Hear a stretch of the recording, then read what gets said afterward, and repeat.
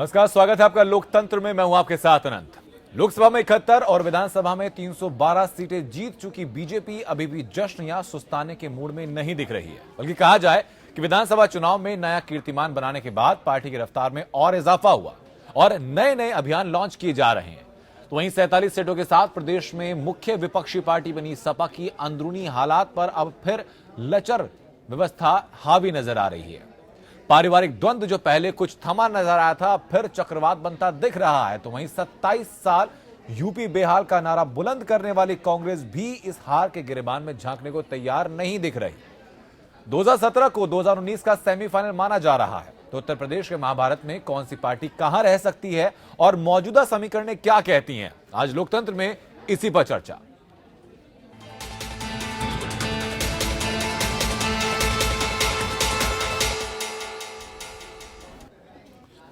उत्तर प्रदेश में 3/4 बहुमत हासिल करने और 5 में से 4 राज्यों में सरकार बनाने के बाद भी बीजेपी खामोश नहीं बैठी है, जबकि बीजेपी से पटखनी खाने वाली समाजवादी पार्टी अपने ही झगड़ों से उबरती दिखाई नहीं दे रही। तो वहीं कांग्रेस और बीएसपी अपनी खामियों पर नजर डालने को ही तैयार नहीं दिख रही। ऐसे में 2019 में भी बीजेपी को फिलहाल कोई बड़ी चुनौती दिखाई नहीं दे रही।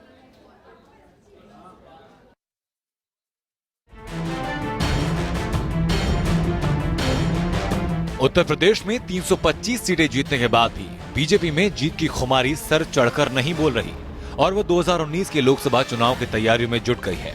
इसकी शुरुआत पार्टी 6 अप्रैल को स्थापना दिवस के साथ करने जा रही है। 6 अप्रैल से 14 अप्रैल तक बीजेपी गरीब उत्थान कार्यक्रम की शुरुआत करेगी। इसके तहत पार्टी के सांसद, विधायक और अन्य नेता गरीब, दलितों और पिछड़ों के साथ मिलकर अगड़ों को भी साधेंगे। इसके लिए बीजेपी के सांसद, विधायक और नेता अपने अपने क्षेत्र में रात भी गुजारेंगे। इस दौरान पार्टी के नेता जनता से जीत के लिए भी आभार व्यक्त करेंगे और केंद्र सरकार की योजनाओं का प्रचार प्रसार भी करेंगे। बीजेपी लोकसभा में 71 और विधानसभा में 312 सीट जीतने के बाद भी 2019 में अपने प्रदर्शन को और बेहतर करना चाहती है। बीजेपी की नजर 2 साल बाद पर है, तो समाजवादी पार्टी अपने अंदरूनी झगड़ों से ही बाहर नहीं निकल पा रही। सूबे में 47 सीटों पर सिमट गई सपा ने मंगलवार को अखिलेश यादव को विधान मंडल दल का नेता चुना और राम गोविंद चौधरी को सदन में विपक्ष का नेता चुना गया। लेकिन इसी मौके पर यह बात साफ हो गई कि पार्टी में सब कुछ ठीक नहीं हुआ है। इस बैठक में शिवपाल यादव और आजम खान शामिल नहीं हुए। माना जा रहा है कि मजबूत दावेदारी होने के बावजूद अखिलेश ने दोनों को विधानसभा में नेता प्रतिपक्ष बनने का मौका नहीं दिया और इससे दोनों ही नेता नाराज हैं। साफ है, ये लड़ाई अभी खत्म होती नहीं दिख रही। उधर कांग्रेस ने गुजरात विधानसभा चुनाव की तैयारी तो शुरू कर दी, लेकिन उत्तर प्रदेश में हार की वजहों से वो सबक लेने को तैयार नहीं दिखती। पार्टी की मंगलवार को ही बैठक में हार की वजहों पर कोई चर्चा नहीं हुई। पार्टी का कोई भी नेता आला कमान पर सवाल खड़ा करने को तैयार नहीं। कुछ विरोधी स्वर उठ रहे हैं, लेकिन वो नक्कार खाने में तूती की आवाज की तरह है। Bureau report, APN.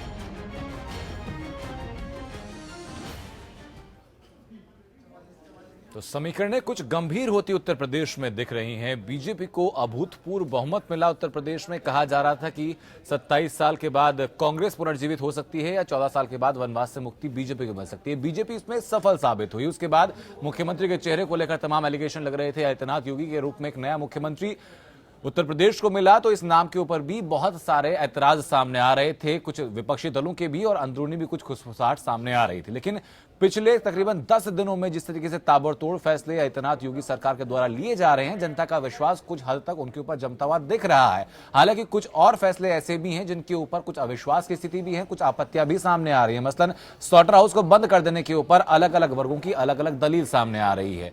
Anti Romeo squad जो लॉन्च किया गया था, जिस स्क्वाड को सामने रखा गया था, पहला जो आपत्ति आई उस नाम के ऊपर आई जो रोमियो शब्द का इस्तेमाल किया गया। उसके बाद कहा जा रहा है कि जो क्रियान्वयन होना चाहिए था इस स्क्वाड का, वैसा क्रियान्वयन इस स्क्वाड का नहीं हो रहा है। उसके बाद लगातार जिस तरीके से अब बात चल रही है कि पिछले 3 दिन से लगातार शाकाहारी पूरा प्रदेश हो गया है, इसको लेकर आपत्तियां भी दर्ज की जा रही है, साथ ही साथ इसका समर्थन भी किया जा रहा है। 2019 को एक बड़े खेल के तौर पर, एक बड़े स्कोर के तौर पर देखा जा रहा है और ये कहा जा रहा है कि योगी आदित्यनाथ ने गोरखपुर में जो मीटिंग की थी, जिसमें कि तकरीबन 13 सांसद और 47 विधायक शामिल थे, उन लोगों को भी नसीहत दी गई थी कि सुस्ताया ना जाए, अपनी नजरें सीधा 2019 पर रखी जाएं। क्या समीकरणें बन सकती हैं ऐसे वक्त में बीजेपी के लिए, कांग्रेस के लिए, समाजवादी पार्टी के लिए और बीएसपी जो कि चुनाव के बाद से कहीं चर्चा में भी नहीं है, कहीं खो कर रह गई। लेकिन कांग्रेस क्या संभल पाएगी और समाजवादी पार्टी क्या कमबैक वापस कर पाएगी? ऐसे में जबकि मंगलवार को मीटिंग में आजम खान और शिवपाल यादव वहां पर मौजूद नहीं थे। अलग अलग समीकरण हैं, हर समीकरण के अपने मायने हैं। लोकतंत्र में इन्हीं मायनों को हम समझेंगे। कुछ खास मेहमान हमारे साथ हैं, उनका तारुफ आपसे कराते हैं। बीजेपी से राष्ट्रीय प्रवक्ता सुदेश वर्मा हमारे साथ हैं, कांग्रेस से प्रवक्ता डॉक्टर हिलाल नकवी हमारे साथ हैं, अजय कुमार हमारे साथ हैं, वरिष्ठ पत्रकार हैं, मनोज राय धूपचंडी प्रवक्ता सपा और अनिल दुबे नेता आरएलडी। बहुत स्वागत आप सभी लोगों का। शुरुआत सुदेश जी आपसे। अब जो गरीब उत्थान कार्यक्रम की शुरुआत बीजेपी करने जा रही है, क्या कंसेप्ट है ये?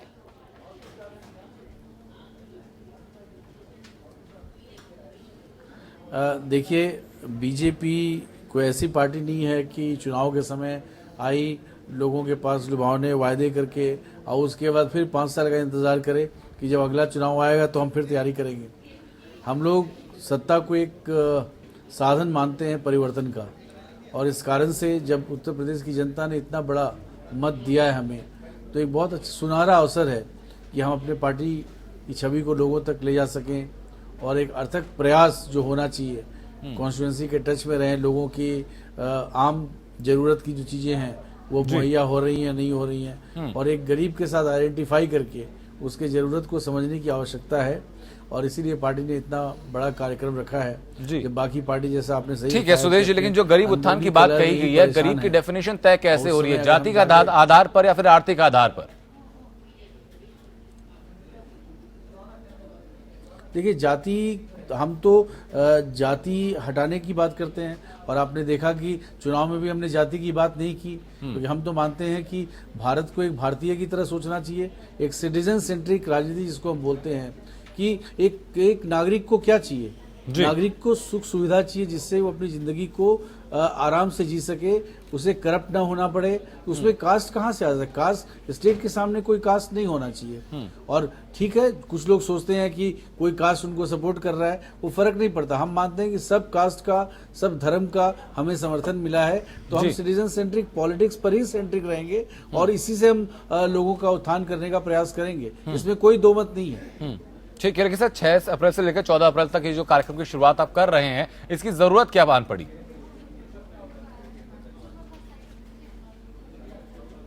देखिए, जरूरत तो हमेशा है ना, लोगों तक जाना, लोगों तक अपनी बातों को पहुंचाना। ऐसा क्यों है कि हम चुनाव में ही करें? हमेशा करते रहते हैं। बीजेपी एक कैडर बेस्ड पार्टी है, और इसी कारण से बीजेपी हमेशा बढ़ती आई, अपनी बातों को लोगों तक पहुंचाना।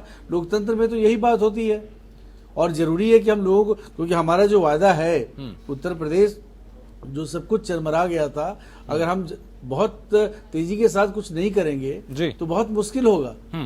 ठीक है, डॉक्टर हिलाल नकवी आपके पास में आता हूं। और भारत का उत्थान भी तभी होगा जब उत्तर प्रदेश बहुत अच्छा करेगा। ठीक है डॉक्टर हिलाल नकवी, अगर विधानसभा चुनाव की बात की, 89 के बाद 2017 में एक सुनहरे मौके के तौर पर देखा जा रहा था कांग्रेस के लिए, लेकिन उसमें भी बहुत कुछ सफलता हासिल नहीं की। जितना जोर शोर से कैंपेनिंग की गई थी, उसको बहुत कम परिणाम उसके मिले हैं। अब अगर बीजेपी गरीब उत्थान कार्यक्रम जैसे सामने रखती है, जो बहुमत मिला है उत्तर प्रदेश में बीजेपी को, वो हमारे सामने है, तो 2019 के लिहाज से क्या बेहद विकट परिस्थितियां कांग्रेस के लिहाज से पैदा नहीं हो जाएंगी? पिछले उसमें भी 45 सीटें मिली थी, कि इस बार सीटें और घटने की संभावना तो नहीं बन जाएगी? नहीं, देखिए, कहीं से भी अनंत, ये आपका जो विश्लेषण है ये अपने आप में पूर्ण नहीं है। यहाँ पे हम 2 बातें आपको जल्दी जल्दी बताते हैं। पहली बात यह है कि भारतीय जनता पार्टी 2014 से लेकर के, और अगर आज तक की आप देखें जी, तो नरेंद्र मोदी जी के नेतृत्व में ये अब तक 16 राज्यों में इलेक्शन लड़े हैं जी। 16 में से 9 राज्यों में हारे हैं और केवल 7 राज्यों में जीते हैं जी। लोकसभा, और उसमें से भी अगर आप देखिए तो जम्मू कश्मीर की अगर आप बात कीजिए तो वहां पर भी एक गठजोड़ की सरकार है, महाराष्ट्र में गठजोड़ की सरकार है, झारखंड में गठजोड़ की सरकार है। तो वहां पर भी कहीं ये नहीं है कि कोई बहुत ज्यादा लैंडस्लाइडिंग विक्ट्री मिली हो जी। हाल के अगर 5 चुनाव में देखें तो हाल के 5 चुनाव में अगर कांग्रेस ने उत्तराखंड हारा है तो पंजाब को एक बहुत बड़े बहुमत के साथ जीता है जी।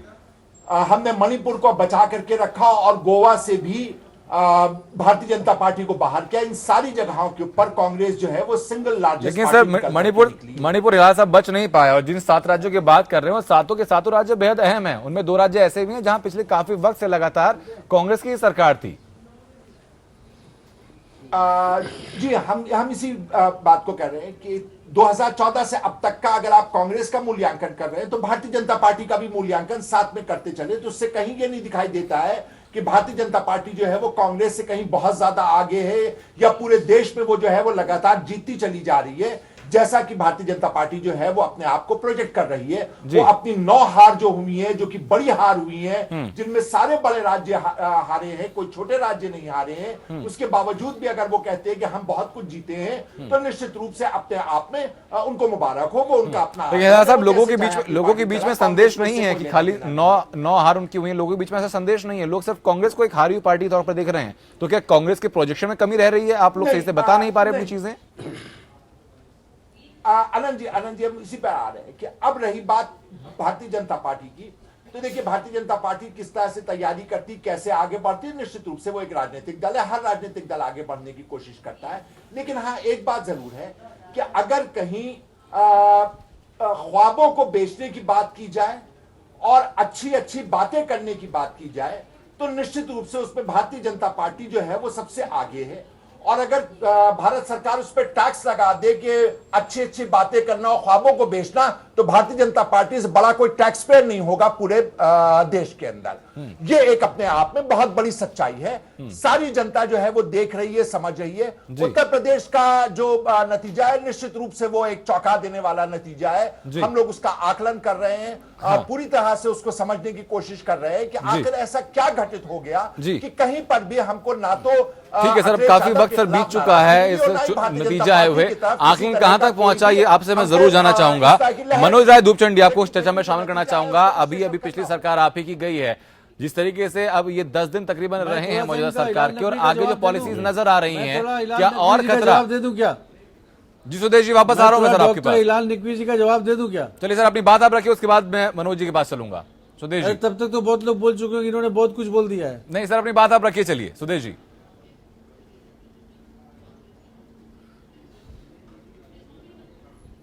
मैं बोलूं? जी जी। देखिए, हिलाल नकवी जी जो बोल रहे हैं, सपने की बात कर रहे हैं, यह हकीकत है। हम सपना देखते हैं। सपना वो नहीं होता जो बंद आंखों से देखा जाता है। सपना वो होता है जो खुले आंखों से देखा जाता है, जनता के साथ देखा जाता है, कैसा भारत हम बनाना चाहते हैं। कांग्रेस ने जो किया है पिछले इतने सालों में, और उसके बाद भी अगर आज गरीबी है तो इसके लिए कांग्रेस को उठाना चाहिए। इतने अथक प्रयासों के बाद भी अगर आज का समाज कास्ट पर और धर्म के नाम पर डिवाइडेड है, तो ये शर्म की बात है कांग्रेस के लिए। आज भी धर्म के नाम पर और कास्ट के नाम पर अगर समाज आपका विभाजित है तो आपको शर्म आनी चाहिए। आपने इतने साल सत्ता में आपने राज किया है और लोगों को डिवाइड किया है, डिवाइड एंड रूल। आपने यही काम किया और कुछ नहीं किया है। और हम एक नई राजनीति ला रहे हैं। वो राजनीति में आप कहीं नहीं टिकेंगे। वो राजनीति है सिटीजन सेंट्रिक राजनीति। 2 ही साल का वक्त बचा है, फिर हम लोग नतीजे फिर सामने होंगे, फिर देखेंगे किसकी स्ट्रैटेजी कितनी काम आई। और आप दोनों सज्जन के पास वापस लौटूंगा।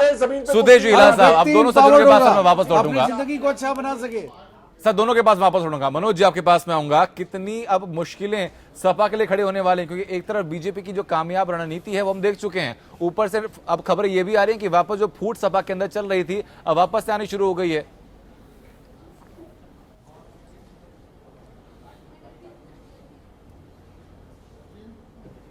सुनाई नहीं दिया, फिर से बताइएगा। मनोज जी, सवाल मेरा ये है कि 2 चीजें सामने है समाजवादी पार्टी के। पहली बात तो जिस तरीके से समाजवादी पार्टी को सत्ता से हटाकर बीजेपी काबिज हुई है, बड़ा जन समर्थन उनके साथ मिला है, और अभी भी लगातार वो लोग कोशिश कर रहे हैं अपनी अपनी अलग अलग यात्राओं के द्वारा कि जन समर्थन को और मजबूत किया जाए। तो पहली चुनौती तो यहाँ पे। दूसरी चुनौती यहाँ पे कि मंगलवार को जो बैठक हुई इसमें शिवपाल यादव और आजम खान नजर नहीं आए। मतभेद नजर आ रहा है विधानसभा अध्यक्ष के नाम पर भी अखिलेश यादव और मुलायम सिंह यादव के बीच में। तो दोनों चुनौती से सपा कैसे निपटेगी?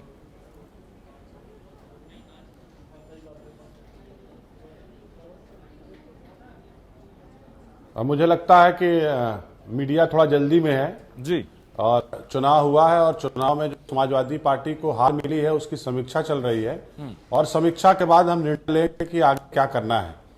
क्योंकि अभी हमारे राष्ट्रीय नेतृत्व ने तय किया है कि 6 महीने तक हमको विरोध नहीं करना है। देखना है कि जो बड़े बड़े वादे करके लोग आए हैं वो वादों को कब पूरा करते हैं। रहा सवाल पार्टी की बैठक में आने का ना आने की बात, आजम खान साहब थे नहीं और शिवपाल जी भी कहीं किसी काम से गए थे, इसलिए बैठक में नहीं आए। समाजवादी पार्टी के राष्ट्रीय अध्यक्ष आदरणीय अखिलेश यादव जी जिसको जो दायित्व सौंपेंगे, पार्टी का बड़ा से छोटा नेता और कार्यकर्ता सब उस दायित्व को निभाने का काम करेगा जी। और कहीं भी कोई किसी तरीके का कोई मतभेद नहीं है। ठीक है, लेकिन सर मजबूत दावेदारी होने के बावजूद भी आजम खान हो चाहे शिवपाल यादव, उनको विधानसभा में नेता प्रतिपक्ष बनने का मौका नहीं दिया गया, ऐसा क्यों?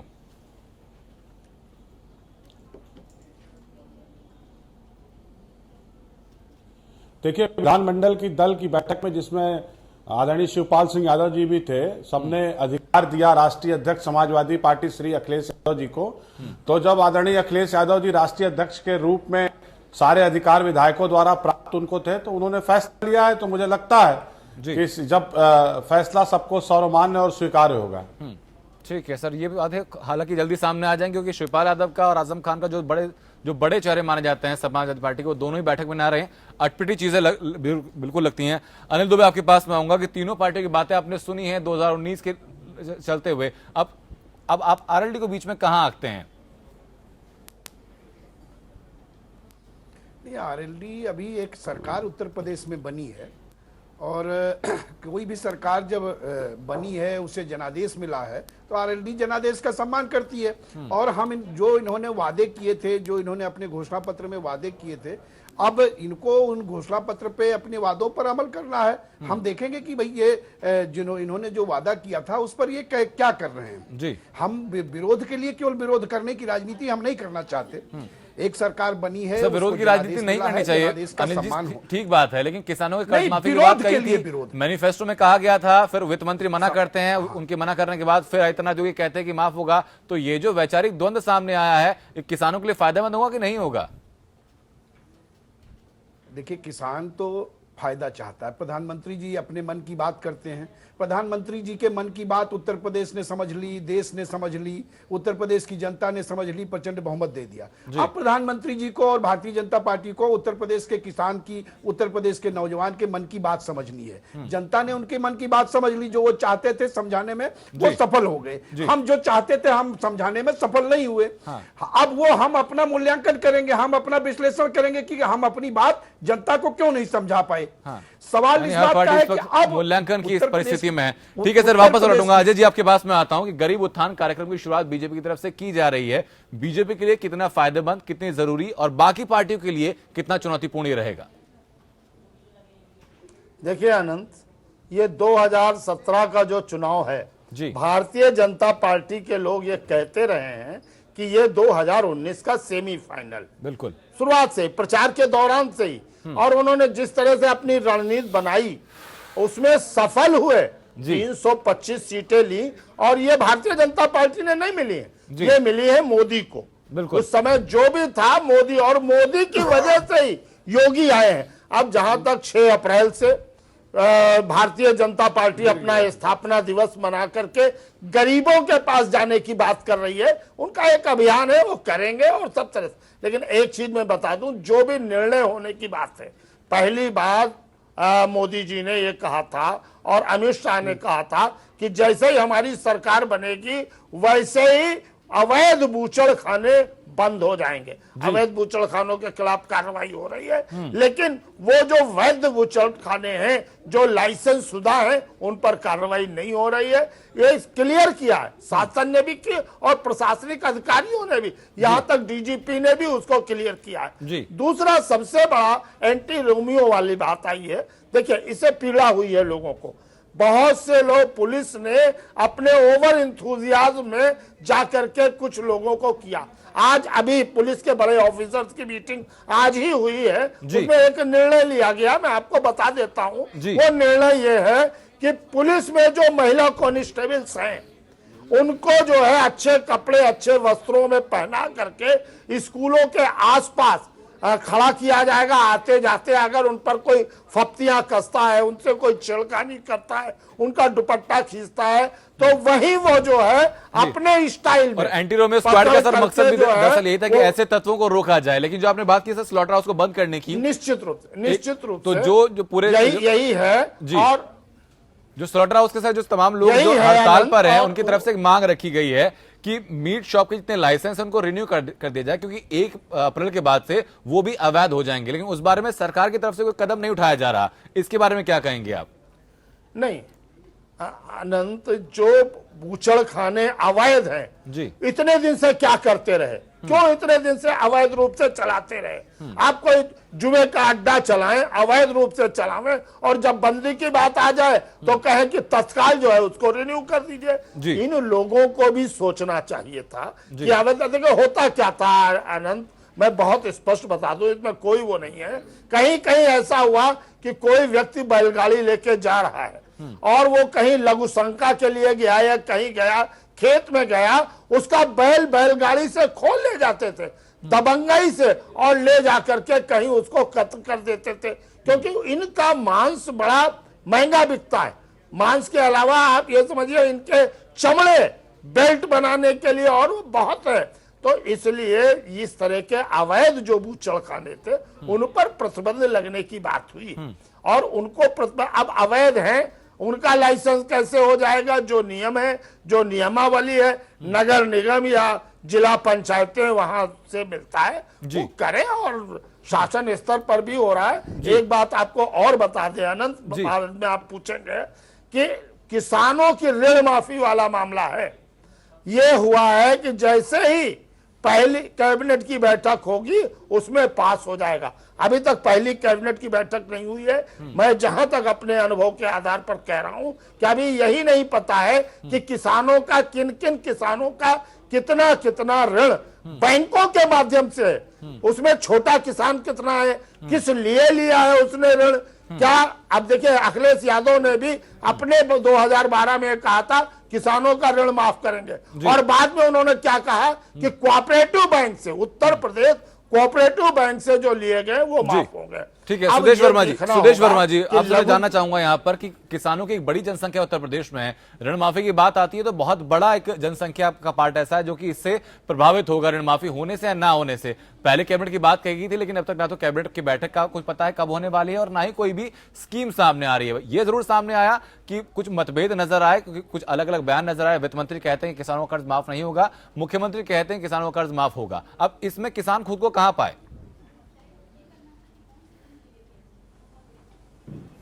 देखिए, जब हमने वायदा किया था, जो एक ट्रांसफॉर्मेशनल एजेंडा उत्तर प्रदेश के लिए जब हम लाए थे, जिसको आप मैनिफेस्टो भी बोल सकते हैं जी, तो उसमें हमने वायदा किया था, और जब हमने वायदा किया था तो हमने सारे कैलकुलेशंस कर लिए थे कि ऋण माफी होगी तो कितना एक्सपेंडिचर आ सकता है।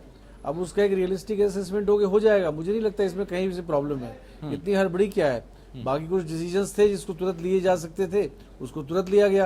आपने देखा उसका इम्प्लीमेंटेशन भी हो रहा है। रोड्स की भी बात हुई है कि जून तक सारे रोड भी सही हो जाएंगे, जो पोर्टल्स हैं लोगों को दिखने लगेगा, क्योंकि विकास है, लोगों को बिल्कुल दिखेगा कि इतनी जल्दी भी विकास हो सकता है। ऋण माफी भी होगी, हम बहुत कटिबद्ध हैं और बहुत आशावान है कि ऋण माफी भी होना है, इसमें कोई दो मत है ही नहीं कहीं भी। और जहां तक असेसमेंट है तो सेंट्रल गवर्नमेंट की जब भी आप बात करेंगे तो असेसमेंट तो वही है कि ऋण माफी से बहुत बड़ा पैसा जाएगा, ये भी एक हकीकत है। ठीक है सर, बहुत संक्षेप में जाना चाहूंगा सुदेश जी में आपसे कि जितने भी स्लॉटर हाउस के जो मालिक हैं, जो कर्मचारी जो हड़ताल पर हैं, सिद्धार्थनाथ सिंह से उनकी मीटिंग हुई है, उन्होंने 3 मुख्य मांगे अपनी रखी हैं कि नगर निगम के जो स्लॉटर हाउस हैं उनको दोबारा से खोल दिया जाए, ताकि जब तक नए स्लॉटर हाउस ना बने सही मानकों पर, तब तक मीट की पूर्ति होती रहे। उन्होंने कहा कि जो मीट शॉप के जो लाइसेंस हैं, जो लाइसेंस मीट शॉप हैं, उनके लाइसेंस रिन्यू किए जाएं, क्योंकि 1 अप्रैल के बाद से वो फिर अवैध हो जाएंगे, उनके लाइसेंस खत्म हो जाएंगे। तीसरा कहा गया कि जानवरों को लाने के लिए जो वाहनों का इस्तेमाल होता है उस दौरान पुलिस बड़ी परेशान करती है, तो उसका निपटारा किया जाए। इन 3 मांगों पर क्या विचार हो रहा है अभी?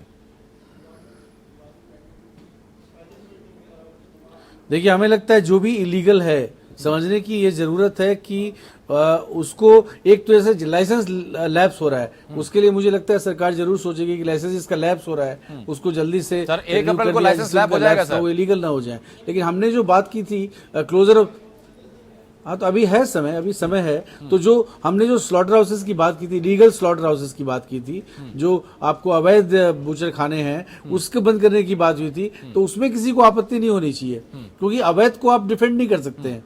और उत्तर प्रदेश में हजारों ऐसे हैं जहां पर अवैध रूप से चल रहे थे, जो एडमिनिस्ट्रेशन अवैध बिल्कुल बंद होना चाहिए। मनोज राय धूपचंडी, आपसे मैं जानना चाहूंगा बहुत संक्षेप में, उसके बाद बात करते हैं रुकेंगे, उसमें अपोजिशन नहीं होना चाहिए। जी बिल्कुल। कहा जा रहा है कि 1 अप्रैल को कुछ मीट शॉप ऐसी भी हैं जिनका लाइसेंस अवैध हो जाएगा। इतना कम वक्त बचा है, क्या प्रोसेसिंग इतनी आसान होती है कि इतनी जल्दी तमाम चीजें हो सके, जो वैध लाइसेंस है उनको रिन्यू किया जा सके?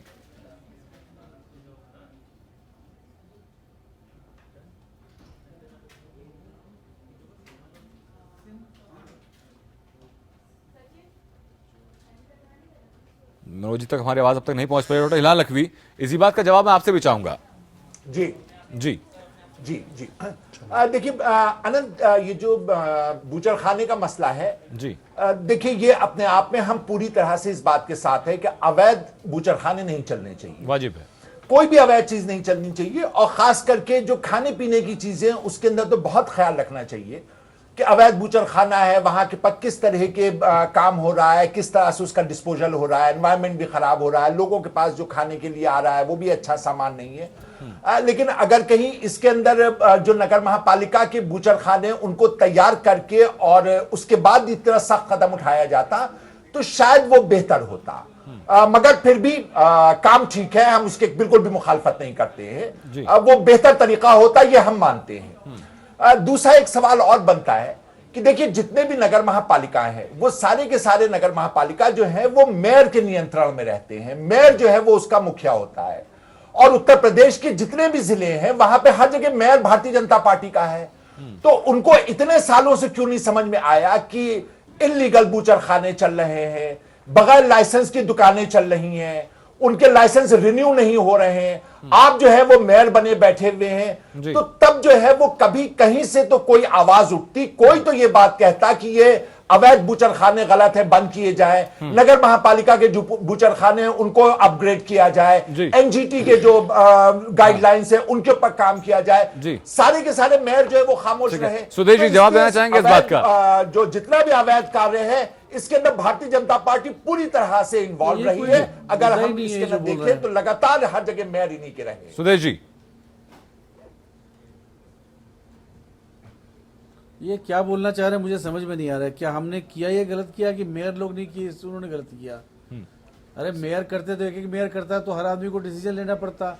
स्टेट ने एक अध्यादेश से कर दिया, ये तो ज्यादा अच्छी बात हुई ना। नहीं तो मेयर ने क्यों नहीं किया? करना चाहिए। इतने सालों से मेयर आपके हर डिस्ट्रिक्ट में आपके मेयर थे, तो इतने सालों से उन्होंने इसके खिलाफ काम क्यों नहीं किया? अरे भाई साहब सुन भी लीजिए ना, जवाब दे रहा हूँ। अरे जवाब तो सुन लीजिए। जवाब आपको समझ में नहीं आया था तो हमने कहा आपको बता दें। हमारे पास मैंडेट नहीं था। आप ही बोलते हैं कि आपने कैसे बंद कर दिया? आपको बंद करने की याद किसने दी? अब हम मैंडेट के साथ हमने अभी भी नहीं पूछा कैसे बंद कर दिया। जब आपके मेयर, चलिए ठीक है सर, लेकिन उस दौरान में जिनके पास मैंडेट था समाजवादी पार्टी, उसके भी प्रवक्ता हमारे साथ है मनोज जी, वापस हम तो जुड़ चुके हैं। मनोज जी, सवाल यहाँ पर ये उठ रहा है कि जिस वक्त एनजीटी ने आपत्ति उठाई थी, कोर्ट ने आपत्ति उठाई थी, उसके बावजूद भी स्लॉटर हाउसेस पे जो अवैध थे उन पर नकेल क्यों नहीं कसी गई? मनोज जी,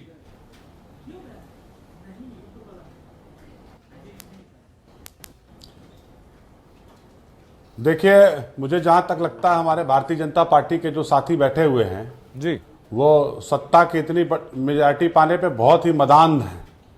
जिस तरीके की बात कर रहे हैं, हम जिस देश में रहते हैं, जिस प्रदेश में रहते हैं या जिस शहर में रहते हैं, उस शहर के भोजन अगर कुछ लोगों का स्लॉटर हाउस से आता है तो अभी हिलाल भाई ने कहा कि जो है हम उसका विरोध नहीं कर रहे हैं, ये काम अच्छा है, लेकिन इसकी व्यवस्था करके काम करना चाहिए। मैं आपको याद दिलाऊंगा सर, व्यवस्था करने का वक्त तो आपके पास में था। जून 2014 में एनजीटी ने आपत्ति जताई थी। जिस दिन शपथ लेगी उत्तर प्रदेश में भारतीय जनता पार्टी की सरकार, आप खुद कुछ नहीं वो किए, पहले खुद कुछ नहीं किया और हमें बोल रहे हैं। उन्होंने कहा था कि जिस दिन उत्तर प्रदेश में भारतीय जनता पार्टी की शपथ लेगी आप उस दिन से सारे भाई साहब आपने गलत चलवाया, लोगों से गलत काम करवाया, जो गरीब लोग जो आपके पुलिस के नाक के नीचे सब कुछ होता रहा, संख्या में स्लॉटिंग का काम करते हैं, उसको ये बंद कराने का काम कर रहे हैं। जो बड़े लोग जो इनको चंदा देते हैं भारतीय जनता पार्टी के लोगों को बंद कराने की बात मनोज जी, क्या जिन स्लॉटर हाउस का आप जिक्र कर रहे हैं क्या वो अवैध हैं? साफ होनी चाहिए। अगर आपने कहा कि कत्ल खाने बंद होने चाहिए तो मनोज जी, जो जिक्र आपने किया है जिन कत्ल खानों का, स्लॉटर अगर हाउसेस आपने का, कहा कि कत्ल खाने बंद होंगे, हाँ। तो आपकी नियत और नीति साफ होनी चाहिए, सारे कत्ल खाने बंद होने चाहिए। हाँ। लेकिन आपने इस तरीके की नहीं की। हाँ। जो गरीब आदमी स्लॉटिंग का काम करता है, जो गरीब कसाई आप इस स्लॉटिंग का डिमांड काम को लेके करता है, अगले बार उसको आइएगा। आपने बंद कराने अगले का बार काम चुनाव में किया। आप इस जो डिमांड को गरीब लेकर आदमी आइएगा भोजन करता और है, लोगों से मैंडेट उसको आपने मांगिएगा। बंद कराने का काम किया है। मैं ये पूछना चाहता हूं कि जब अमित शाह जी ने वादा किया था जी। कि हम सारे कत्लगाह बंद कराएंगे, तो क्यों नहीं सारे कत्लगाह इन्होंने बंद कराए? हाँ मनोज जी, वहां पे संशोधन हल्का से मैं कर देता हूं। अवैध की बात हुई थी, जहां तक मैनिफेस्टो में बात कहा गया था, और अवैध शब्द वहां पर लिखा भी गया था। अमित शाह जी ने जो वादा किया था वो मैनिफेस्टो में लिखा हुआ था भाई साहब। हाँ। पढ़ लीजिए थोड़ा मैनिफेस्टो। पढ़े मैं लिखे तो लोग हैं आप। आपके चैनलों आप पे पढ़े बैठता लिखे था, लोग हैं, जब पढ़ भाषण लीजिए के मैनिफेस्टो राष्ट्रीय में क्या अध्यक्ष लिखा है। देते थे जी। अमित शाह जी राष्ट्रीय ने वही अध्यक्ष बोला के जो भाषणों मैनिफेस्टो का में लिखा था। अधिकार ठीक है सर, आप दोनों के पास सर मैं वापस लौटूंगा। भाई राष्ट्रीय स्तर के भारतीय भाषणों का जनता अधिकार पार्टी आप से किसी हमारे अगर ये ठीक है मनोज जी, इलाज साहब, कॉन्स्टिट्यूशन होता है। मेयर के कर्तव्यों को आप आप लोग पढ़िए, पार्टी की उसके तरह बारे नहीं है में कि बताइए। जो बोल दिया वही हो जाएगा। गरीबों को पहला काम सर आप तीनों के पास मैं वापस लौटूंगा। मनोज जी, इलाज साहब, सुदेश जी, तीनों के पास वापस लौटूंगा। एक एक करके बात हम लोग करते हो, शायद लोग बातें ज्यादा बेहतर तरीके से समझ पाएंगे। अजय जी, आपके पास मैं आता हूं। इस मुद्दे का क्या स्वरूप आप 2019 के लिए देखते हैं? कितना फायदा बीजेपी को मिल सकता है, या फिर जो आपत्ति जताई जा रही है समाजवादी पार्टी की तरफ से या फिर कांग्रेस की तरफ से कि भाई कुछ और स्वरूप भी इसका हो सकता था, पहले इंतजाम करके फिर बंद किया जाना चाहिए था, कितना राजनीतिक नफा नुकसान की दृष्टि से आप इसको देखते हैं? देखिए अनंत, है तो ये सब राजनीतिक लाभ, और राजनीतिक लाभ के लिए ये सारे खेल खेले जा रहे हैं। अब आप देखिए, बूचड़ खाने के रिन्यूअल, अधिकृत बूचड़ खाने जो रिन्यूअल होता कैसे है, ये लोगों को समझना चाहिए। आपके पास मान लीजिए रिवॉल्वर का लाइसेंस है, या आपके पास मेडिकल स्टोर है, आपको पता है कि 31 मार्च 2017 को या 19 को उसका एक्सपायरी है, तो आप पहले से ही फॉर्म भर के, रिन्यूअल फॉर्म भर के संबंधित पशुधन अधिकारी से या संबंधित प्रोफार्मा से या फार्मासिस्ट से रिपोर्ट लगवा करके जो रिन्यूअल अधिकारी है उसके पास जमा करना होता। सबने जमा कर रखे होंगे, ऐसा नहीं है। लेकिन अब डर किस बात का है? डर इस बात का जो है, जो मैं समझ पा रहा हूं कि बहुत सी तकनीकी फॉर्मेलिटीज उन्होंने पहले नहीं पूरी करते थे जी, वो पूरी न करके, और अधिकारियों से, पशुधन अधिकारी से, नगर स्वास्थ्य अधिकारी से मिलजुल करके लाइसेंस जारी करने का काम मेयर का नहीं है, अधिकारी का है। नगर आयुक्त के अधीन जो स्वास्थ्य अधिकारी है उसका है। मिलजुल करके ये लोग अवैध तरीके वालों को वैध का लाइसेंस दे देते थे। अब आप देख लीजिए, अगर किसी तो सर उसमें के पास संलिप्तता रिवॉल्वर किसकी का थी लाइसेंस है, अजय जी? उसमें भूमिका अहम हाँ, किसकी? तो अधिकारियों की कि राज्य उसमें सरकार की? अधिकारियों की और इनकी पैसे वालों की। देखिए, बहुत से स्लॉटर हाउसेस अच्छे बड़े बड़े लोगों के पास हैं, और अवैध रूप से है। उसमें हिंदू भी है और मुसलमान भी है, मैं उस पर नहीं जाता हूं। लेकिन वो लोग अवैध रूप से धन उत्पादन के लिए, धनार्जन के लिए अधिकारियों से साठगांठ करके उनका रिन्यूअल करा लेते थे। उनका डर है कि इस बार थोड़ी सख्ती है, और सख्ती ही है, इसके कारण से उनको भय लग, परेशानी हो रही है। ठीक बात है। अनिल दुबे जी, आपके पास मैं आता हूं चीजों के बारे में। हर पार्टी का एक अलग एजेंडा सेट नजर आ रहा है 2019 के लिए, लेकिन आरएलडी बीच में कहां पर है? आपका मुद्दा क्या रहेगा? कैसे जनता को प्रभावित करेंगे या फिर अपनी बात तक पहुंचाएंगे? देखिए अनंत, हमारा मुद्दा जो पहले था, हमारा मुद्दा किसान है, हमारा मुद्दा मजदूर है। हम किसानों के प्रतिनिधि दल हैं। हम सरकार के कार्यकलाप पर, सरकार के ऊपर हमारी निगाह है। सरकार ने किसानों के लिए जो वादे किए थे कि हम उनके कर्जों को माफ करेंगे, हम किसानों को गन्ने का मूल्य तुरंत दिलाएंगे, हम उनके लिए सुविधा की बात करेंगे, वो हम गेहूं खरीद, धान खरीद, आलू खरीद, किसानों की जो भी प्रॉब्लम है उन्होंने अपने घोषणा पत्र में बातें करी हैं। हम उन पर निगाह रख रहे हैं कि वो अपनी पहली कैबिनेट करें, और पहली कैबिनेट में उन्होंने जो वादे किए थे उसके बाद हम उनके ऊपर कोई आरोप और प्रत्यारोप पर जाएं। यानी वेट एंड वॉच सिचुएशन में है, अगर कुछ चीजें खामी नजर आती है उनको उठाया जाएगा, वाजिब बात है। मनोज जी, आपके पास में आता हूं। कोई नई सरकार बनी है, हम उसे पूरा मौका देना चाहते हैं, पूरा वक्त दिया जाना चाहिए। अगर वो कुछ करे। हाँ, ठीक है मनोज जी, तो आपके उनको मनोज जी आपके पूरा पास में देना आता हूं चाहते हैं, कि उसके बाद लगातार हम ये बात फिर एक हवा अपने पकड़ रही है एजेंडे पर एक बार हम फिर कायम से हैं, हमने कि अपने सपा के वोटर अंदर पर अंदरूनी दिया था, हम उस पर भी परिस्थितियां कुछ कायम हैं। ठीक नहीं है। ये कहा जा रहा है कि राम गोविंद चौधरी को अगर नाम सामने रखा गया है तो उसमें अखिलेश यादव की मोनोपोली रखी गई है सामने। वहां पर आजम खान भी आ सकते थे, शिवपाल यादव भी आ सकते थे, लेकिन कुछ और मतभेद थे जिनसे उनका नाम दरकिनार किया गया। आप इसको कैसे देखते हैं? क्या वाकई में ये बात है सामने, या फिर राम गोविंद चौधरी ज्यादा काबिल हैं बाकी दोनों नेताओं के?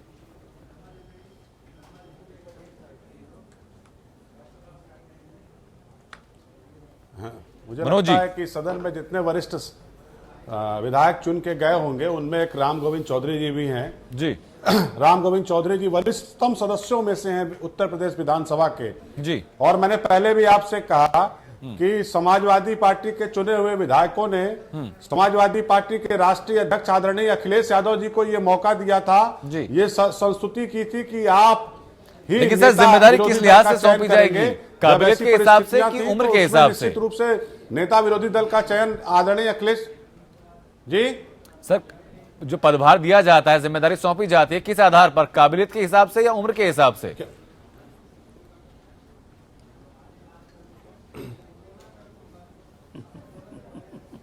नहीं, मैंने तो आपसे पहले कहा कि राम गोविंद चौधरी जी को उत्तर प्रदेश के विधानसभा में सर्वश्रेष्ठ विधायक का पुरस्कार मिल चुका है और वो उत्तर प्रदेश के विधानसभा के वरिष्ठतम सदस्यों में से एक हैं। उनके में योग्यता है, ईमानदारी है, लगातार जीतते आ रहे जी। हैं, सादगी से रहते हैं। हाँ। ऐसा नहीं कि राम गोविंद चौधरी कोई पहली बार जीत के आए हैं और मोनोपोली बना करके उनको जो है नेता विरोधी दल बना दिया गया। वो योग्य है, योग्यता के आधार पे ठीक राष्ट्रीय है, अध्यक्ष यानी आपके आदरणीय कथन के अखिलेश अनुसार ये यादव मान जी लिया ने जाए कि उनका राम चुनाव गोविंद किया है, जहां तक मुझे चौधरी लगता ज्यादा है। सक्षम, ज्यादा लायक, ज्यादा काबिल व्यक्ति थे बजाय शिवपाल यादव या आजम खान के, इसलिए उनका नाम चुना गया। ये कहना सही होगा सर?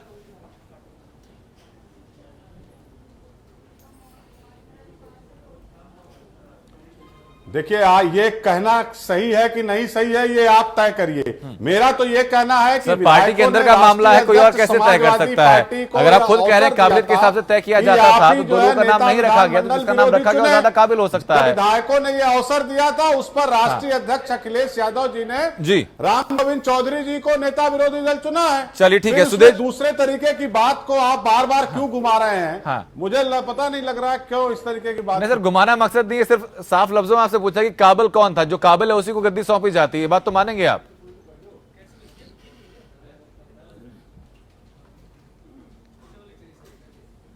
नहीं, मैं आपसे फिर मैं यही कहूंगा कि राम गोविंद चौधरी जी उत्तर प्रदेश विधानसभा के वरिष्ठतम सदस्यों में से एक चलिए हैं। ठीक है सर। और सुदेश जी आपके पास मैं आता हूं। विधानमंडल एक तरफ दल ने बीजेपी जहां राष्ट्रीय सोशल अध्यक्ष मीडिया पर बहुत ज्यादा अखिलेश एक्टिव यादव जी को यह है, दायित्व टेक्नोलॉजी की सौंपा बात कि करती आप है, चुने। डेवलपमेंट राम की गोविंद बात चौधरी करती है, जी वहीं पे एक सर्वश्रेष्ठ पुरानी विधायकों में से तस्वीर चुने गए, एक इसलिए पुराना उनको ढर्रा अवसर नजर मिला आता है कि 6 नेता नंबर। विरोधी दल के रूप में समाजवादी पार्टी की तरफ से। जी ठीक है सुदेश जी की 6 नंबर का जो कालिदास मार्ग का जो बंगला है वो अभी भी खाली है, उसके पीछे कारण क्या है? 5 नंबर मुख्यमंत्री के नाम पर आ गया, 7 नंबर उप मुख्यमंत्री केशव प्रसाद मौर्य के पास आ गया, बीच का जो बंगला है वो खाली है, ऐसा क्यों?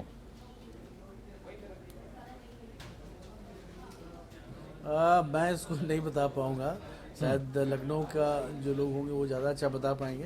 लेकिन आपने जो बहुत बड़ा मुद्दा छेड़ा, इस पर आपने मेरा ओपिनियन नहीं लिया। जी देखिए किस तरह से नरेंद्र मोदी जी अपनी काबिलियत के बल पर गुजरात के मुख्यमंत्री से प्राइम मिनिस्टर का कैंडिडेट बन जाते हैं। हाँ अखिलेश यादव मुख्यमंत्री क्यों बने थे? पूछिए तो लोगों से। हाँ राहुल गांधी को नेता क्यों बनाया गया था? पूछिए तो लोगों से। हाँ। सर काबिलियत उसका के जवाब बल मैं पर लूंगा, बनाया जाता है। उसका जवाब मैं लूंगा, लेकिन सर 6 नंबर बंगले की बात करते हैं तो ये अंधविश्वास कहा जाए या फिर विश्वास कहा जाए कि जो व्यक्ति उस बंगले में रहा उनका डिमोशन हो गया। मसलन जावेद आबदी से लेकर बाबू सिंह कुशवाहा, राजेंद्र चौधरी, सब सीएम के खास रहे, लेकिन उसके बावजूद डिमोशन हुआ। कहीं यही डर तो नहीं कि कोई भी मंत्री उस बंगले में जाने को तैयार नहीं है? नहीं, अंधविश्वास नाम की चीज तो नहीं होनी चाहिए, क्योंकि बहुत साइंटिफिक जमाना है। जी। मुझे नहीं लगता ये कोई कारण होगा, उनके व्यक्तिगत कारण होंगे। हाँ। और अंधविश्वास ऐसा चीज कोई माने इस समय तो मुझे नहीं लगता कि उचित होगा। चलिए ठीक है, पार्टी का हो। अजय जी आपके पास मैं आता हूं। साइंटिफिक मायने को कहा जाए, अंधविश्वास कहा जाए, या जो अब तक मान्यता थी वो कहा जाए, या फिर निजी राय कहा जाए कि 6 नंबर में कोई प्रवेश करने को जल्दी से तैयार नहीं होता? अब ये निजी राय कह लीजिए या कुछ मनहूसियत की बात कह लीजिए, वो है कैसा बंगला है, खाली 5 KD से मिला हुआ है और उसमें जो जो गया है तो दुर्भाग्य से वो वापस नहीं लौटा है, तो वो है, इससे लोग मानते हैं बहुत से लोग, और अच्छा बंगला है, ऐसा नहीं है, खूब लिपाई पुताई भी उसकी कराई गई, लेकिन कोई भी मंत्री, भारतीय जनता पार्टी के जितने भी मंत्री हैं, एक आध को राज संपत्ति विभाग ने आवंटित किया, लेकिन उन्होंने कब्जा लेने से मना कर दिया। तो ये है, अब इसके लिए तो अब धर्मभीरू लोग हैं, कुछ मानते हैं कुछ नहीं मानते हैं। बजगल में राजेंद्र चौधरी रह रहे थे, उनको ये भी नहीं उम्मीद थी कि टिकट मिलेगा नहीं मिलेगा, तो वापस आ गए। इसके पहले भी बहुत से लोग रहे, तो है उसके बारे में तो मिला जुला तथ्य इस पर रखा था। सुदेश जी, लेकिन एक बात और आ रही है कि 2019 में जिन चेहरों को सामने बीजेपी लाएगी उनमें उनकी सोशल मीडिया प्रेजेंस को बहुत प्रेफरेंस दी जाएगी, और जो मौजूदा सांसद भी हैं जो कि सोशल मीडिया पर एक्टिव नहीं रहेंगे उनका टिकट कट सकता है। ऐसा कुछ है क्या? देखिए, प्रधानमंत्री श्री नरेंद्र मोदी जी ने बार बार कहा है लोगों को कि सोशल मीडिया पर बहुत एक्टिव हो, क्योंकि सोशल मीडिया का प्रेजेंस बहुत बढ़ता जा रहा है, और अगर सोशल मीडिया से वो लिंक नहीं होते, एक बहुत अच्छा माध्यम है कम्युनिकेशन का, जो प्राइम मिनिस्टर ऑफिस बहुत अच्छी तरह से यूज कर रहे हैं। जब मोदी जी गुजरात के मुख्यमंत्री तभी वो बहुत अच्छे तरह से यूज करते थे, तो हम सबको यूज करना चाहिए, क्योंकि आप नेतृत्व देने जा रहे हैं समाज का, तो समाज अगर आपसे आगे बढ़ जा रहा है और आप समाज से कैचअप नहीं कर पा रहे हैं टेक्नोलॉजी में, तो शायद आप रिडंडेंट हो जाएंगे। और इसी कारण से मंत्रियों को भी हिदायत मिलती है और लेजिस्लेटर्स को भी हिदायत मिलती है कि आप सोशल मीडिया में एक्टिव होइए और इस चीज को जानिए, जानने की बहुत जरूरत है। तो कहा यह भी जा रहा है कि दिल्ली का जो एमसीडी चुनाव है उसको टेस्टिंग ग्राउंड के तौर पर देखा जा रहा है इसी फॉर्मूला को लेकर। नहीं, देखिए, देखते हैं दिल्ली में क्या होता है। हमने बहुत साइंटिफिक तरह से तैयारी की है और बाकी जो पार्टियां थी काफी एक्सपोज हुई हैं, तो हमें उम्मीद है कि हम दिल्ली में बहुत अच्छा करेंगे। चलिए ठीक है। हिलाल जी, आपके पास 2019 को लेकर कांग्रेस के पास क्या एजेंडा रहेगा, कैसे कांग्रेस आगे बढ़ेगी, और अभी तक हार की जो एनालिसिस की है कि भाई अगर उत्तर प्रदेश में ऐसे कारण सामने आए हैं तो वो क्यों आए हैं?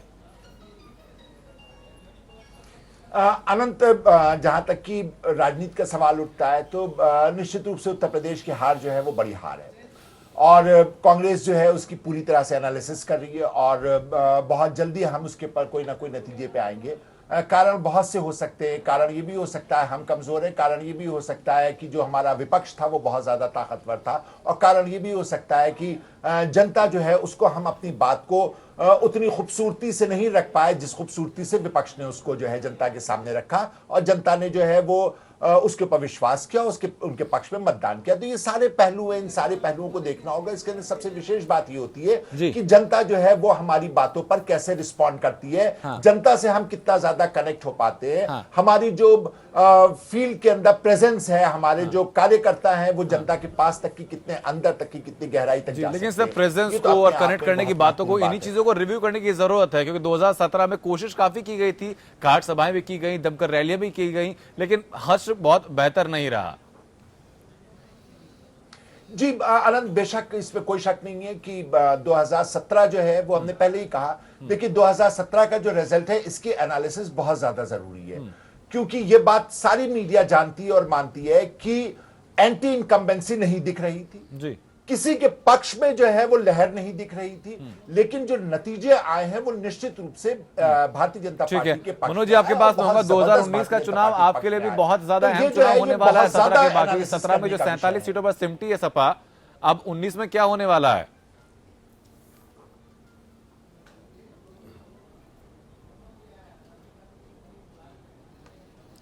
अभी चुनाव की समीक्षा की जा रही है और उसके बाद अभी नगर निगमों के चुनाव होने हैं जी। समाजवादी पार्टी पहले नगर निगम के चुनाव लड़ेगी और उसके बाद 2019 में जो अभी रिजल्ट आपको दिख रहा है, उत्तर प्रदेश में जो 73 सांसद चुन के गए भारतीय जनता पार्टी और उनके सहयोगियों के, उसमें निश्चित रूप से बहुत बड़ी कमी आएगी।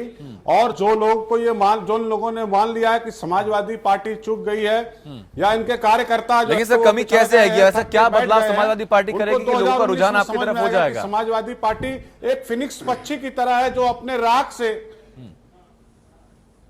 मैं कह रहा हूं ना, समाजवादी पार्टी जब पहली बार समाजवादी जनता पार्टी बना करके चुनाव लड़े थे नेताजी आदरणीय चंद्रशेखर जी के साथ, उस समय 33 सीटें आई थी। उसके बाद फिर प्रचंड बहुमत से कल्याण सिंह जी की सरकार आई थी, जिसको 93 में सपा बसपा गठबंधन से हटा दिया भारतीय जनता पार्टी। उसके बाद लगातार बहुजन समाज पार्टी के बैसाखी से सरकार में आती रही है, लेकिन समाजवादी पार्टी भारतीय जनता पार्टी से बाद की बनी पार्टी भारतीय जनता पार्टी से ज्यादा बार उत्तर अभी प्रदेश इनको की समझ सत्ता में में नहीं आई आया है यूपी को क्या और पसंद है। समाजवादी पार्टी इतिहास की बात करेंगे, मनोज कहा का फिर जाता चीजें है लंबी कि की जाती है। जो फिर ये कहा हमारे जाता है कि जिस कांग्रेस के विरोध में शुरुआत से लोहियाबाद सामने आया, समाजवाद सामने आया था, उसी कांग्रेस के साथ आपने हाथ मिला लिया, तो आदर्श यहाँ पे अलग अलग नजर आते हैं। सर वापस मैं लौटूंगा आपके पास। ज्यादा बड़ी बात करना जी। और भारतीय जनता पार्टी के लोगों का। सर मैं वापस लौटूंगा आपके पास। अजय जी आपके पास में आता हूं। 19 की तस्वीर और अभी की समीकरणों को आप कैसे आंकते हैं? शगल बन गया, अंदाज हो गया है। अनंत देखिए 19 की के लिए अभी से भारतीय जनता पार्टी को मेहनत करनी होगी। जी। लोग भूल गए, एक एक गांव इनके सांसदों ने गोद लिया था, लेकिन उन गांवों की क्या स्थिति है अभी तक उसकी समीक्षा नहीं हो पाई है।